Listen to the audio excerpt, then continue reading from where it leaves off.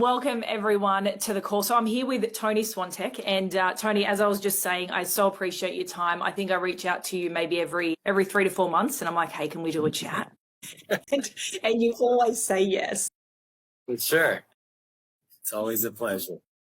Well, look, I want to give a little bit of a background just for those who might be new listening in, maybe haven't heard from you before. But to give a little bit of a background to everyone, I know, well, this is what I believe, is that you're a master at scaling businesses. Really, with your background, you have built multiple billion-dollar businesses. And to me, you are masterful at identifying an inefficiency in the market, understanding what the solution needs to be, building that solution, scaling that solution really fast. I know Johns and Associates is the latest firm that you founded and took to over $1 billion in 2 years, which I don't know if there's a record, but that's pretty bloody quick. Very quick. Really, now you're focused on the next venture, which is in the blockchain technology space. And, that leads me into what we're going to talk about today, because you have co-founded the Rally blockchain, and then there are products that are sitting on that blockchain. One of the newest one that's been released, which is Opoly, which we're going to dive into. But fill me in, like, for you, you've built billion-dollar traditional businesses. So why is decentralized technology and the products that you're launching, why are they the most important thing that you're working on right now? I think it comes down to timing and positioning.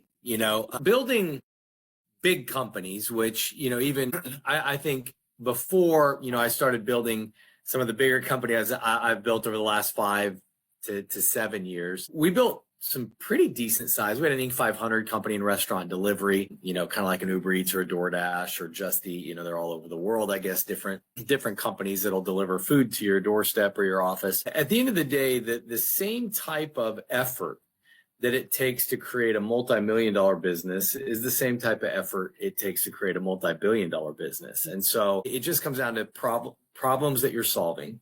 If you're doing more revenue, you're probably solving bigger problems or solving problems for more people. And it comes down to timing and positioning in the marketplace. And so the decentralized world, I feel like the timing and positioning is really good right now. I felt like, when I started in the industry, in the blockchain industry, and I've been in crypto a long time, our company started buying Bitcoin back in 2013 because we felt like it was undervalued, and still do to this day. We think it's grossly undervalued today, but that's an opinion. It's subjective. I may be right, I may be wrong. But what we've seen in the blockchain space, I think it reminded me of the internet in the mid-90s. And so you had this technology that was around, really. They developed, internet protocol, TCP, like that code was being developed in the 70s. And in 1983 is really when you started to see the internet go live, but I wasn't using it. Maybe, the armed forces, governments in countries maybe were sending emails. IBM was probably using emails. Steve Jobs, Bill Gates, the high level tech entrepreneurs and tech companies were participating in the internet in the 80s.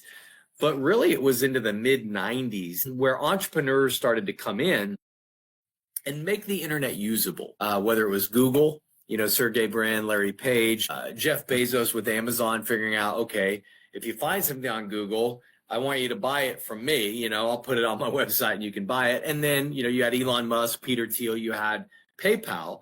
Here's how you can pay for it on the internet. And so these entrepreneurs came in and they made the internet usable. They made it available for the masses.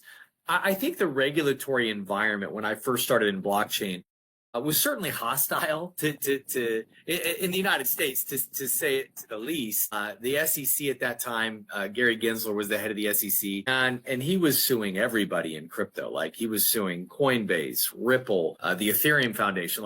Other than Bitcoin, Bitcoin was the only, I think, cryptocurrency or blockchain project that wasn't being sued by the United States SEC.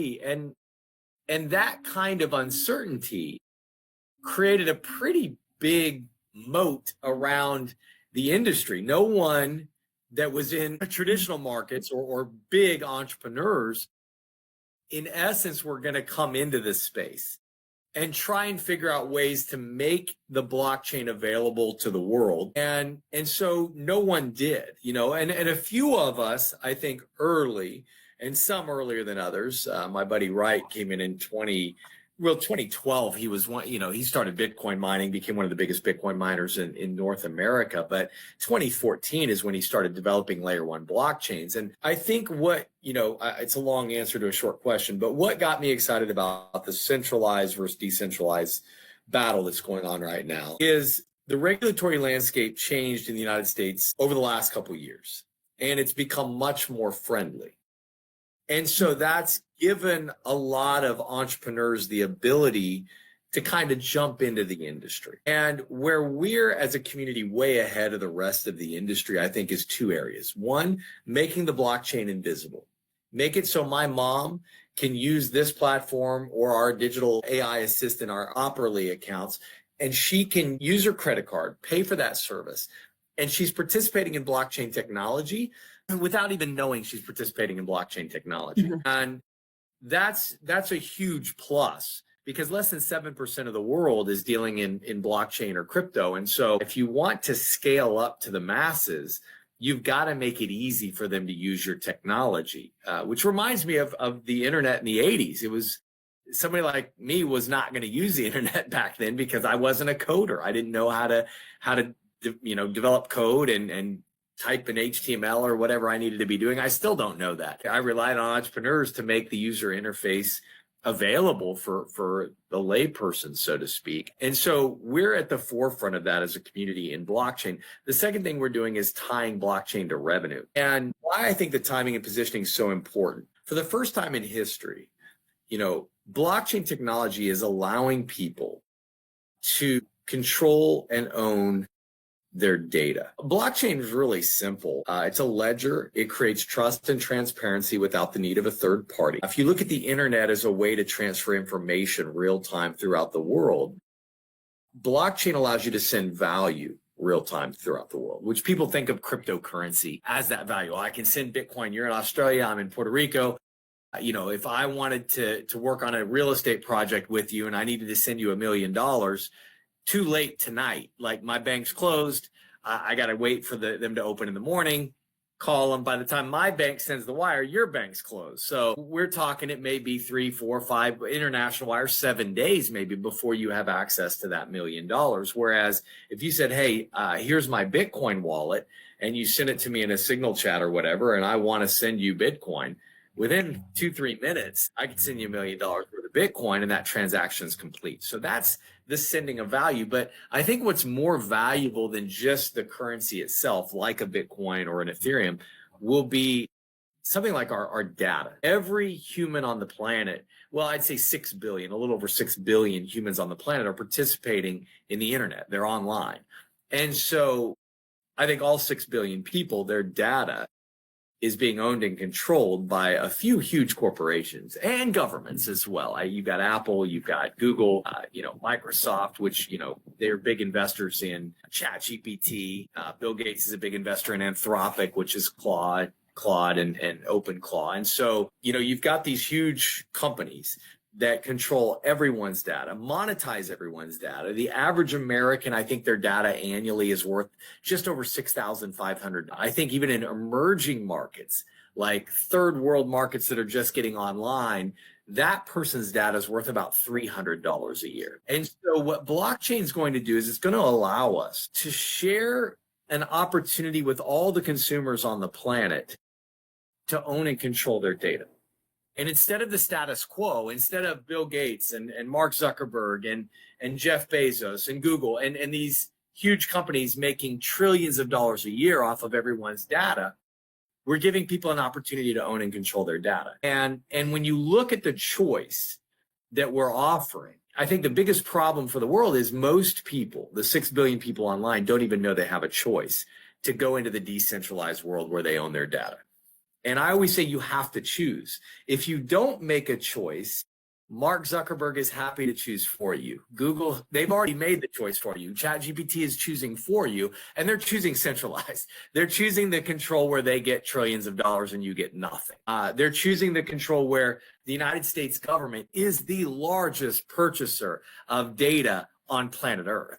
And so if you want governments, I'm sure Australia is not far behind, and Canada, and all these, the European Union, all these governments are going to big tech, and they're their biggest clients. They're buying our data up. They want our information. They want to know our location, where we're at, when we're there. And so blockchain is going to even the playing field. It really is, if we can get out and share the story. And so I think the reason I've put so much time, energy, effort, money into blockchain is I see this transition, which the World Economic Forum back in 2021 estimated blockchain technology would disrupt up to 867 trillion in traditional markets. That's not a once in a lifetime number. That's a one-time number. Like that's a way bigger shift in wealth in the internet. And the people that helped the internet go mainstream, they're household names. Like, we know the Bill Gateses of the world, the Steve Jobs, the Zuckerbergs, the Googles, the Amazons. We know the companies, we know the founders of those companies, because it was such a big shift in societal wealth. The blockchain is going to dwarf that shift. And so if as an entrepreneur, we feel like timing and positioning is important, which I think it's of the utmost importance if you want to be successful. I don't know a better game to be playing right now than the blockchain and fields. And that's why I've put pretty much everything else I'm doing, I've kind of off-ramped to my executives, my vice presidents. My wife runs our accounting firm. She's the president of Jones and Associates. So I've kind of off-ramped all of my responsibility. There's still some things I do. I've got a call with our tax attorneys for Jones tomorrow that I have to do, and that's fine. There's still duty calls once in a while in traditional business, but 95+% of my time is in the blockchain. There's a couple of things that you've said there that I'd love for you to dive into a little bit more, the timing and positioning, because my brain went to, okay, the regulatory barriers have reduced, therefore Sure. Entrepreneurs go, cool, we see the opportunity, we can make a play at this now. But then for anything to be valuable, you need the consumer, you need the everyday person like me to go, okay, I see value, I am using that product, putting money into that product. Where are we at, especially with what you've built with the Rally blockchain, timing and positioning specifically? Obviously, the opportunity for the entrepreneur is there. But where are we at in the sense of, like you said, you'll be using blockchain whether you know it or not. Right. Blockchain will be working in the background and you won't know it. Opoly, right? The latest product that has gone to market, which is run through the Rally blockchain. Where is it at as a product in the sense of the opportunity that you can scale it quickly? Yeah, I mean, I think that's what's got me the most excited is the two services that we're offering. Obviously, our link, which we're on right now, that's getting closer and closer. We've made a lot of strides forward in the last few weeks. Honestly. Yeah, I mean, certainly over the last few months, but over the last few weeks even, we've started to really lean into AI devs. And our lead developer is probably one of the best in the world and probably one of the first that was really utilizing AI to develop software. And we've started to hire junior AI devs, and their efficiency's through the roof. And so they're doing a full kind of recoding of our Link Studio, which I think they did a code audit, kind of a full AI recode, which I think will be done in the next few weeks. Probably would have been done earlier, but we have the Operaly launch because we looked at Operaly, and it's one of those things where how quick they spun it up. We started coding that with that group it was Christmas Eve last year, so not that long ago. And there's weeks where that AI dev team, they'll push over 100 updates. There's times where if I see it like an issue or user interface could be better, I can report it to the AI. I can tell Operaly, hey, I'm having an issue clicking here because this is in the way. I can click it, but it's not that easy. And it will develop the code to fix that issue. and then let our human devs oversee it real quick and then push it forward and patch that issue, and it's moved on. Like, it's crazy how quick the AI can fix itself if there's any issues that are found. And so I think it's the first time that we could add 1 million users onto a platform, and we could do it tomorrow, and it won't break. Like, not only won't it break, like there won't be any issues. Like, you as an existing user won't notice that 1 million new users just piled on. With Operaly. With our link, we're still a few weeks away, but hopefully we can get to that point. You know, if 1 million users came on our link tomorrow, we'd have issues for sure. We're not quite ready to handle that kind of influx, which is why we've been in beta and why we've been controlled. You know, we got a couple thousand users. Operaly, it's a one-stop shop for all AI. And so it takes all the big LLMs and your GPTs, your Groks, your Geminis, you know, Claude. It can use the best of the best. It'll figure out what's the best LLM to go to, where your data, it stays with you, all your private data. If you need to ask ChatGPT a question, you're not asking. It's going through an enterprise account through Operaly, and Operaly's asking on your behalf. So ChatGPT doesn't even know you asked. And so that, I think, is the big advantage that we're going to have, that companies like ChatGPT are never going to let the users own and control their data, and they're never going to let the users own and control the platform and the underlying technology. And so what we've done is you've got this blockchain layer, which is our foundational layer that allows the ownership to go to the community, to the users. You've got an AI layer that sits on top, and then you've got these real world products and services. And so people like us that maybe can't code in blockchain, can't code AI, we can use these products and services that we're already using, something like a Zoom. I was using Zoom before I started using Rlink. Rlink was just better priced and better conversions on my presentation. So it was kind of a no-brainer. It's saving me money and making me more money than Zoom does. All right, that's a no-brainer. And I'm getting rewarded to use the platform and share it with others. Then I was using, you know, paid version of ChatGPT. I had a paid version of Canva. You know, I had a few other AI platforms that I was a paid user in, for whether it was images or video.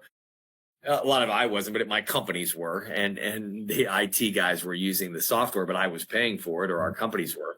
And then being able to put that in one package with Operaly, having the GPT type, you know, chatbot, search engine type usage, which is the vast majority of people use AI like a search engine. But then you have the agentic side, like an OpenClaw, but it's user friendly, where grandma and grandpa could actually spin up an agent and have it start checking their email, have it start creating Facebook posts for a young entrepreneur. And so, you know, making that platform usable. I think the average user of AI, if they're just using it like a search engine, which is how I used it for the most part, that's like using the internet and only sending email. Like, you don't do anything else with the internet but just email people. And certainly, you know, that's not a bad use case. It's going to save you time and more speed than mailing a letter, you know, especially if you're mailing it to Australia or, you know, Australia to Puerto Rico. But at the end of the day, if that's all you were doing with the internet, you're missing out. Like, there's so many more use cases for your life, for your businesses,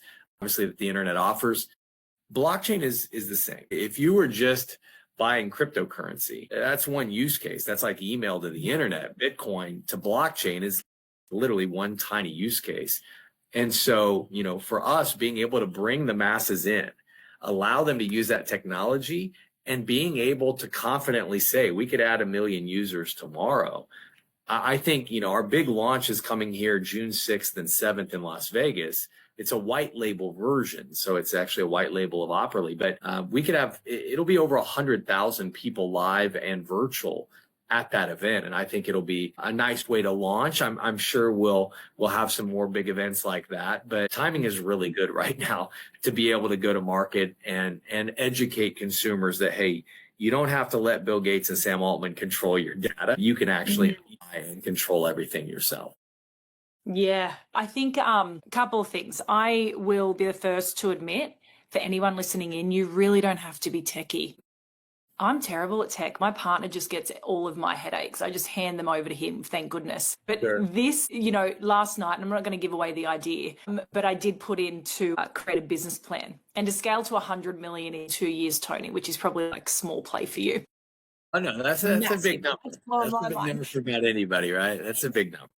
Is huge. And Opoly took it to the mission section, which means, and deployed the agents for everything that is required to execute on that, right? So it's not oh, I've got a question, give me the output and the answer to that question. It's like, hey, I've got an idea and this is the outcome I want, but I can't afford to sit down with my tax specialist for 10 hours and work out the structure. I can't afford to bring on the marketing guy and pay him 60 grand a year to get started with some baseline stuff. I can't afford social media and to put into SEO and all of that. And it deployed all of the agents and a month by month execution plan. And I think for me, with chatting with, people in my other business and different networks, that's probably what the everyday person isn't getting. It's like, oh, is it just the same as what I already use, like the standard tools? I ask a question, I get an answer. And it's like, no, it's having an agent for every area of your life. And it comes up with the plan and then executes the plan for you. I would love to know,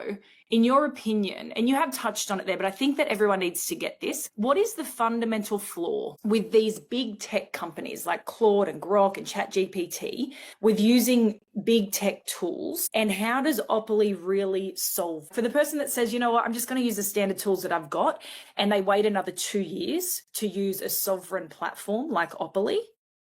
What do you think the biggest risk is there?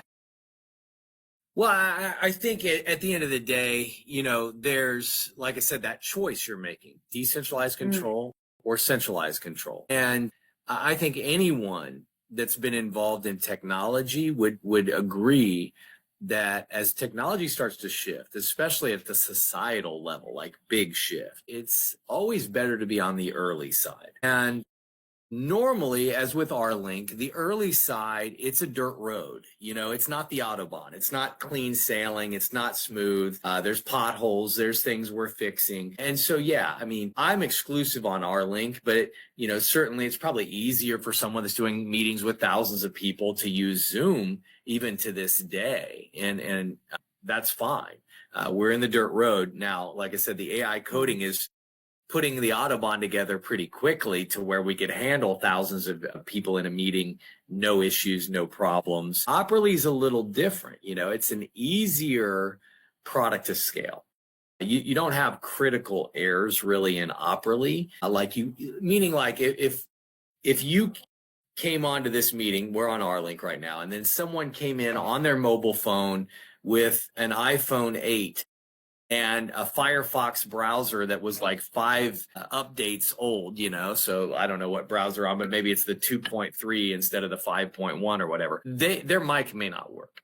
That browser, we may not be optimized to let them talk. And maybe there's nothing we can do about that other than our coders have to go in and optimize for that browser, but it may take a day or so to do that.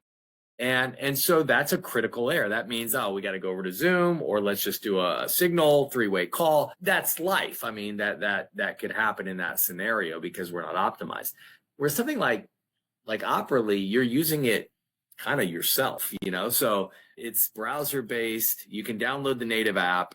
So it doesn't matter what browser you're using. It doesn't matter, if you download the app on the App Store for your iPhone or the Play Store for your Android, it'll work. And so it's a much faster to scale service than our link is. And so, for us to be able to go to market is all we've ever asked for, being able to bring in customers as fast as we can.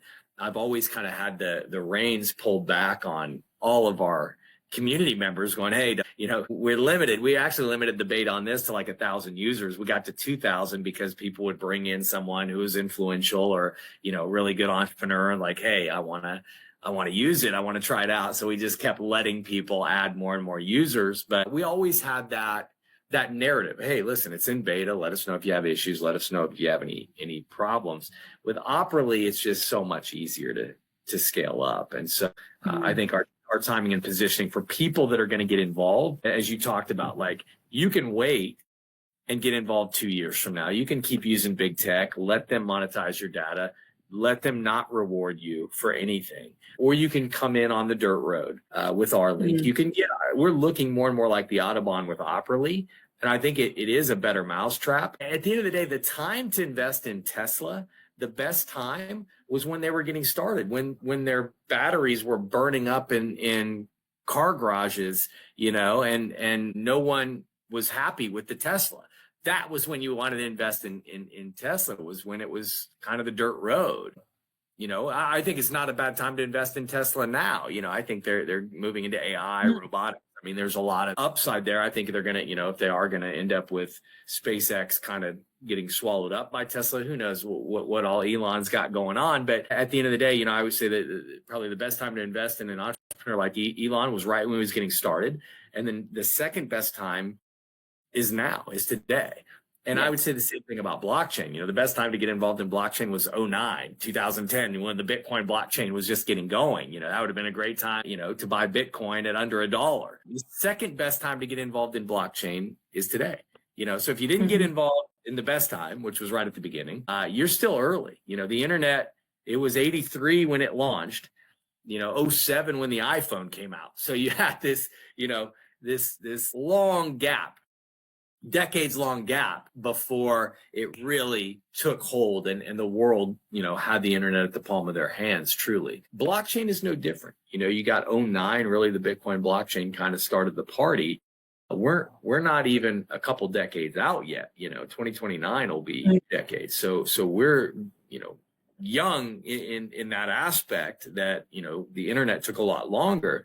I think AI and technology is going to speed up the pace. And I think the regulatory environment is going to speed up the pace. And so you can certainly sit on the sidelines and continue to use big tech and let those guys, kind of monetize your data, your network, your content, or you can make that shift. Again, it's your choice, if you choose. If you don't choose, again, you're giving that choice over to big tech. Well, as you said, it's kind of like an invisible choice, right? Like you didn't know you made it. You didn't know what it cost you, but it's happening either way. And, it's people just aren't aware of it. I think that's the biggest thing. They don't realize, like you mentioned before, the value for a person with agency over our own data is $6,500 a year. And in emerging markets is $300 per year. I mean, if you put that up and you say, well, do you want this or do you want it to go to Zuckerberg's pocket? You choose. It becomes a no-brainer from there. So I think that's absolutely a fundamental flaw, is not having agency over our data in a world where now with blockchain we can. And then even just on a practical flaw, like I've cancelled Canva, I've cancelled Zoom, I've cancelled ChatGPT. Why would I pay multiple subscriptions out of my pocket when I can pay one and access them all? So to me, that is just the most simple solution to a really big problem, that people have a lot of leakage of money in their life with all of these big tech tools, and they don't need to when we have Opoly. I want to talk about ownership a little bit. You touched on it there, but someone might be listening to this and going, oh, that's cool for you guys. Like I have part ownership. I call it fractional ownership in the Rally blockchain, just as you do. You own a bigger part of it than me, for sure. But I have some ownership in it. And so someone might be listening going, oh, that's cool. Like you guys have got the opportunity. And they're just thinking I can only be a user. And that's actually not the case in a decentralized network. Can you explain the difference between having ownership in a network like this versus just being a user? What does that mean? Yeah, sure. I think everyone should start as a user because if you don't like the product, you don't like the service, you probably don't want to own the underlying technology. If you own a restaurant and you're getting ready to go public and do an IPO and put your restaurant on the stock market, and maybe you invite me over to try a meal there. If I have a great meal, I'll probably invest in your IPO and try and get some of your stock. If I get food poisoning, I'll be like, you know what, I'll sit on the sidelines for this one. And so we're no different. Like, use our link, use Operaly. If you like it, you have the opportunity to own the underlying tech. And there's really three ways to own the underlying tech, because there's three branches of governance that give you voting rights. The simplest way is to purchase Node software. And what Node software does, it basically helps the blockchain run. We're borrowing people's computer power to run our blockchain network. No different than if you got cell phone towers on farmland, which Australia's got it. Here in the U.S., whether it's Verizon or AT&T, T-Mobile, internationally, Vodafone, O2. There's all kinds of wireless companies around the world. Telemex, Movistar, they're all over. A company like Verizon or AT&T, they don't buy a farm. They don't go, hey, we need to build a tower. Let's pay this farmer for all of his land. They go to the farmer and go, can we lease a little corner of your land and build this cell phone tower? And we'll pay you every month kind of a lease to allow us to run our, Verizon network or Vodafone network on your land. You're letting us basically put a node on your land. And a blockchain is very similar in the fact that, hey, we'll use your computer power, whether it's your laptop or you could host it through third parties. That's what I do. There's a lot of you could use Amazon Web Hosting, Google. There's cheaper ones than that. Vultr. There's one called Block Fabric that I use that's probably the best bang for the buck.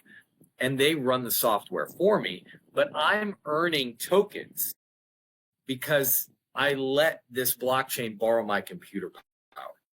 And there's different levels of nodes. The first level is I'd call it like a mini node, like $250. It's called a droid. Gets you a few rally tokens a day. Nothing too major, but it's a miner and it's getting you some tokens. Then you got a $2,500 node. It's called a block bot, and that'll get you more tokens, quite a bit more tokens. And then you've got a full smart node, which those are not cheap. They run near $15,000 each USD. And so that'll generate quite a few tokens on a monthly basis. That's the node that gives you voting rights just for being a node owner. So you actually would have a say in how the project moves forward. You'd have voting power. The second way you can vote is by holding tokens in a wallet. And you can earn tokens through running a node.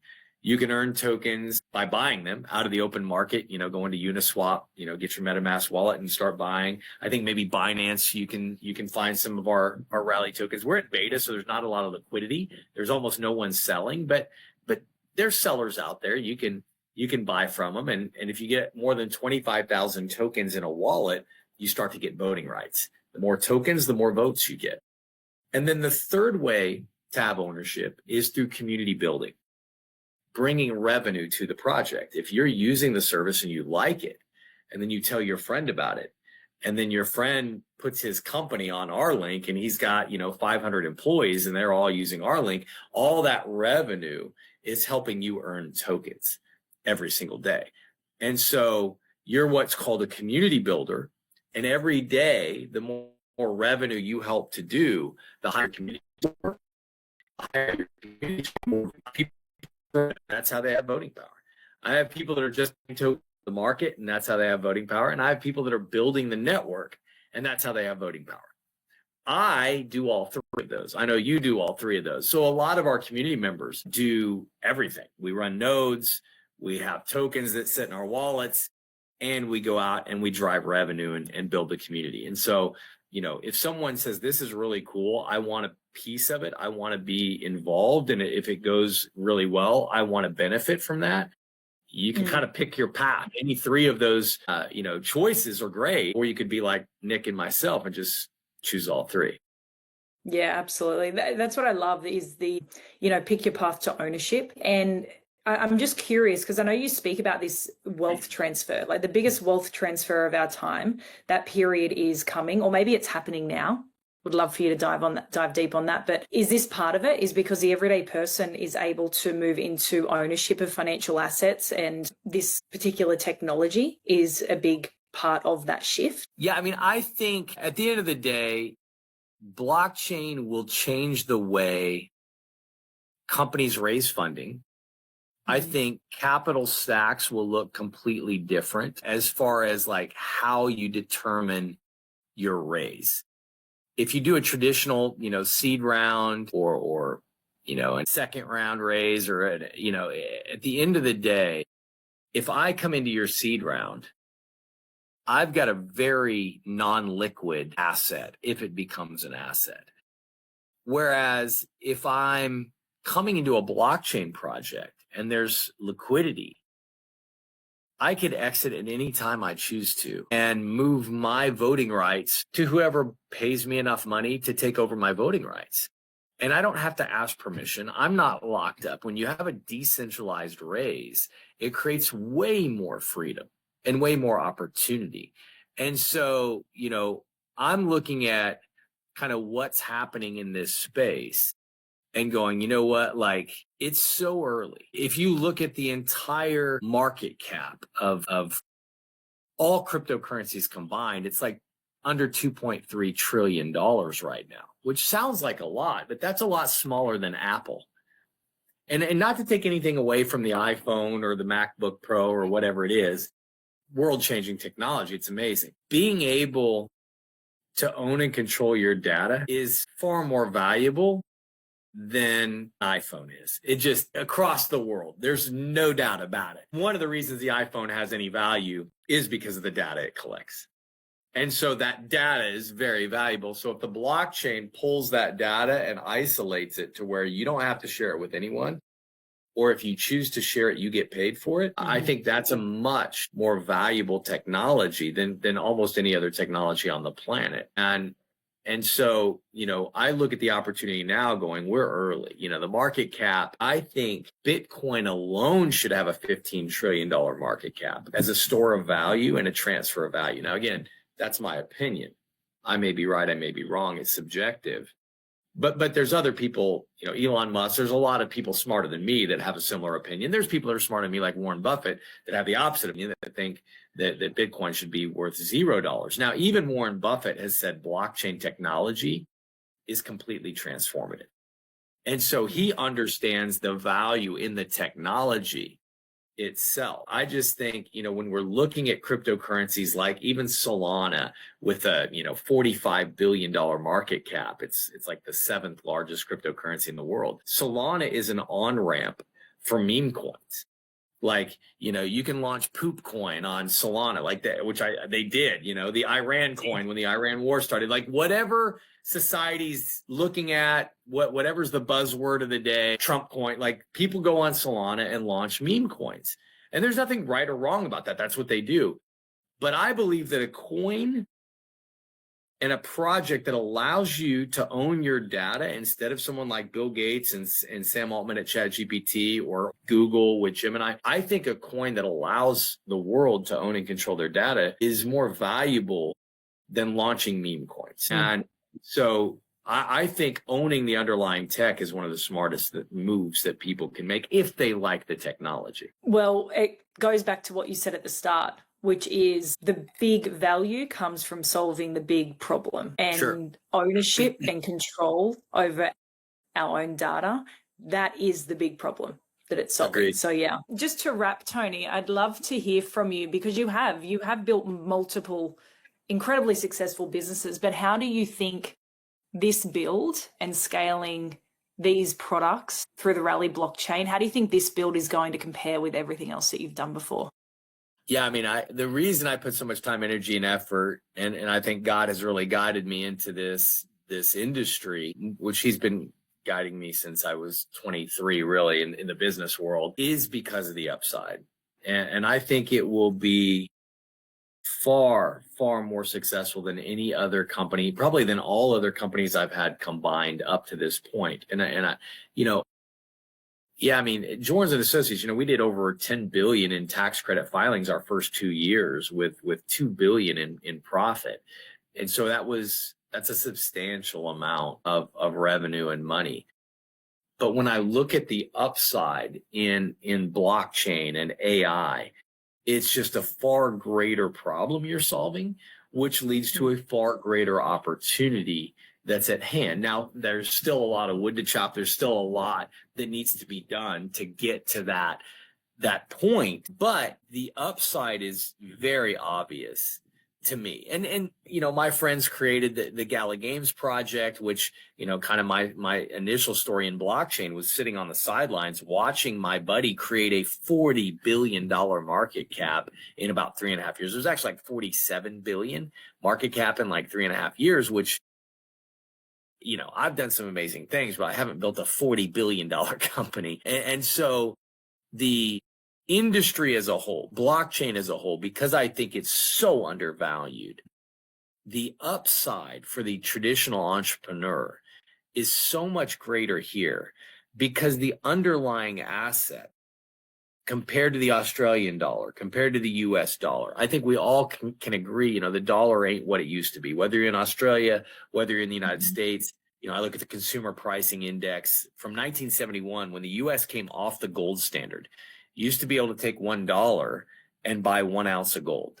It was the gold standard. $1 was worth 1 ounce of gold. And as we came off the gold standard, we got to a point which, we started coming off of it. Bretton Woods really, 1913, I think it was. And then 71, we came completely off of it with Nixon. And at that point, $1 from 1971 is worth 8 times what today's dollar is worth. So if you wanted to buy an $800,000 home, if you could get your hand on 1971, it would only cost you $100,000 instead of $800,000, which is better. Bitcoin has been outperforming the dollar every year, like quite a bit. From 09 obviously to today, there's no other asset class that's stronger. And what we're doing as a community is adding objective value. Our project is valuable not because I think it's valuable, but because a lot of people are using our products and services, and 100% of the revenue is buying our token out of the market. And so if you've got a lot of revenue, you've almost got a floor value on your token. I don't know what it's going to do. It's in Uniswap, less than a penny right now, like a tenth of a penny, somewhere around there. And you look at, Gala got to 87 cents at its peak, Gala Games. And we've done more. We're on pace. The first 5 days of this month, we'll do more revenue than Gala Games did their first 3 years combined. And so I don't know if we could do what Gala did down the road, but I can tell you the trajectory is right on point. And so that's why I'm encouraging people, use the service. Because once you use the service, you're probably going to want to own the underlying technology. Yep. Absolutely. Summed up beautifully, Tony. Hey, I appreciate you. Thank you so much for giving us this time and having this conversation again. And no doubt we'll be having another one in a few months' time to see where things are at with both R-Link and Opoly. And I know I'm excited for these products. I mean, I'm using them every single day. They have replaced so much in my personal life, my business life. It's Opoly specifically, the relief that it gives, the mental load that it takes off you, the execution, like you can just do things faster and better without, the exhaustion that maybe I would have felt before. Yeah, it's incredible. So thank you and the team for creating such an incredible product that we have. It's fantastic. It's making a difference to people's lives. Agreed. It's been our pleasure. Definitely always excited to chat with you, and looking forward to our next one here in a few months. Sounds good. Thank you so much, Tony. Talk soon.